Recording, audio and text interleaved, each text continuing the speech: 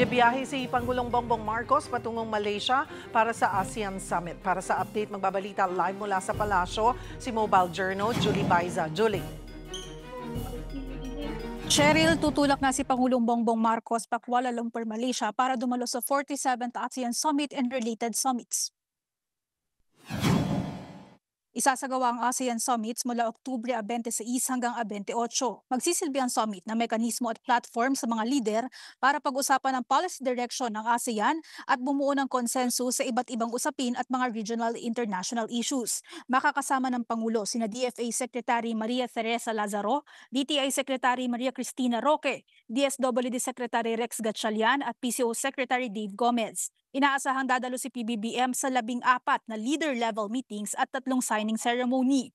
Kabilang sa lalagdaan ang declaration ng admission ng Timor-Leste bilang ika-11 ASEAN member.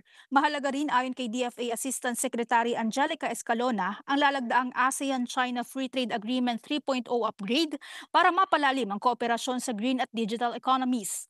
80 outcome documents din ang inaasahang magiging bunga ng summit. Hindi naman mawawala sa talakayan ang sitwasyon sa Myanmar at ilan pang geopolitical issues gaya ng usapin sa South China Sea. Dito, pag-uusapan ng kapayapaan at seguridad, maritime cooperation at conclusion ng legally binding Code of Conduct o COC.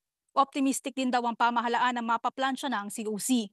Samantala, hinihintay pa ng pamahalaan ang kumpirmasyon ng ASEAN Chair na Malaysia kung dadalo sa summit si US President Donald Trump. Sakaling dumalo siya, usapin sa ekonomiya ang tatalakayin ng Pilipinas dito. Cheryl, sa ngayon pinaplansya pa rin ng gobyerno kung sino yung mga lider na nakatakdang makaharap ng Pangulo para naman sa isasagawang bilateral meetings. Cheryl? Maraming salamat, Mobile Journal, Julie Baiza.